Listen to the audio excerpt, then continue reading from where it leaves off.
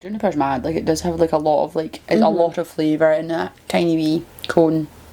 Juniper is not a berry. Juniper is a highly evolved pine cone. Which I thought was hilarious first time I heard it. I don't know why.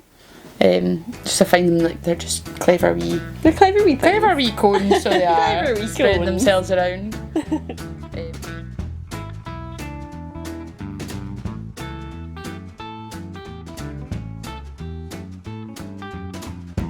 Hello, I'm Jen. My name's Rachel. And welcome to our channel. We are Gin Geeks. Not gin snobs. So if you like all things gin, And you're not a snob.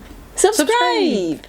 So today we are trying the Height of Arrows gin. Oh, where's that one from? It's quite new and it's from Holyrood Distillery in Edinburgh. So another new Edinburgh gin.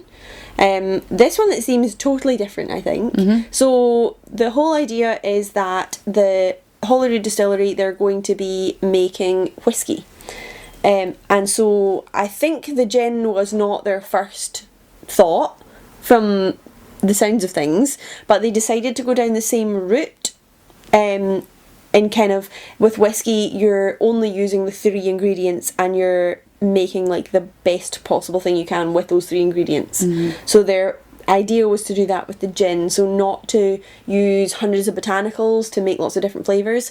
They wanted to have the flavour profile kind of surrounding juniper and juniper only. Yep, okay. Enhancing it with a couple of other things. Okay. So yeah, juniper is the only thing that they add before distillation.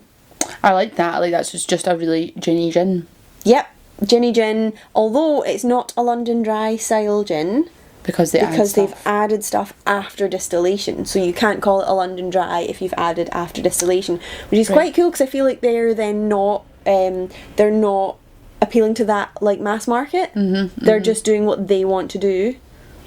And what do they add after distillation? So they're adding Isle of Skye sea salt. Interesting. As a flavour enhancer, just to enhance the flavour of the juniper, just to back up the juniper flavour. And then for texture, they're adding beeswax. So give it a creamy, full kind of texture. A waxy texture, I guess. Right, yeah. nice. Cool. And neither of those things. So when you, like, usually what stops a gin being a London Dry is because they've added fruity, sweet things after distillation. Yeah. But that's kind of quite like still not unginny tasting things. Yeah, so that's what I mean. I quite admire, although I wouldn't normally have an animal product. No. I quite admire their thoughts on the flavours. That they're not. So they reckon that they're also getting citrusy flavours and spicy flavours and piney flavours without adding any citruses, spices or pine. Yeah, and all that's coming from the juniper, which is quite cool. Which is really what you're trying to do with whiskey, I suppose. Totally, So juniper's mad. It's piney first of all. I Yeah, think I get piney like a fresh. fresh piney green Citrus. flavour. Wee citrusy note. But not like sweet citrus, like It's like lemon peel citrus. Yeah. Fresh lemon. Like it smells like the coast a wee bit. The host. The coast. The coast. It smells like the host. The host. Sounds ominous. We've got a very a host. She stays by the sea. Stop talking nonsense. Cheers. Cheers.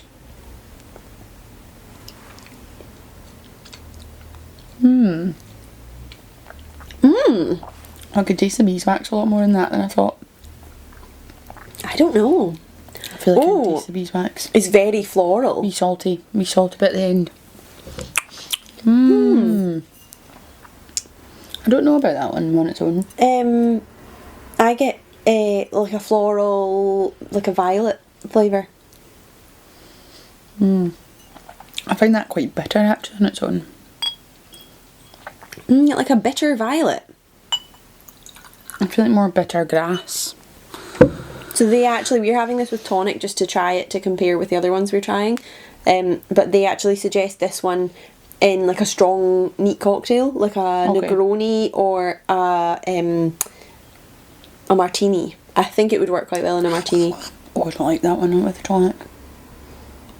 Oh, I like the salty It's quite end. savoury. That smells like sherbet. Like, the salty end's nice. Salty end. It has a wee bit of the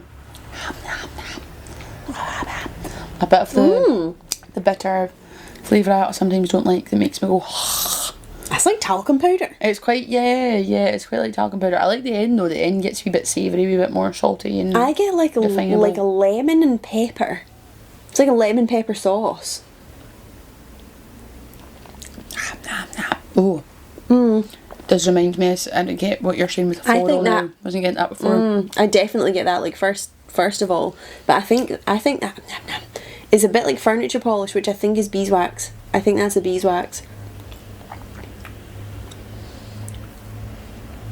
I feel confused by that one. I'm confused by that one. I feel a bit confused. Yeah, I don't know what I feel about this one.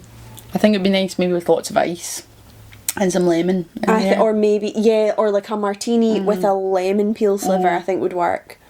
Or an olive, or both. Interesting. Interesting. I like that more. I drink it actually as well. It's quite unusual. I think that would be if you're having some gins in the evening and you're having different gins, that should be the first one. Yep, definitely. So it's very subtle. A lot of flavour. And very mild, I think. But yeah, thank you for joining us. And come back next time for more gin tasting. Slange. Cheers. Thank you for joining us. We hope you enjoyed our video. If you did, please give it a like and a subscribe. And you can follow us on social media at The Grail Tastings. See you next time. Slange. Because I was trying to find the martini, because I was going to bring in the martini and thought I could actually make martinis. I was going to go and buy olives and make martinis and serve this in a martini. Oh. And there was an actual disaster, and there was just gin and broken glass all over my floor. No. The LBD bottle came down on top of the Misty Isle bottle and just smashed it to smithereens. Really? Yeah. That surprises me. Misty Isle's quite chunky, isn't it? Totally took it out. Wow.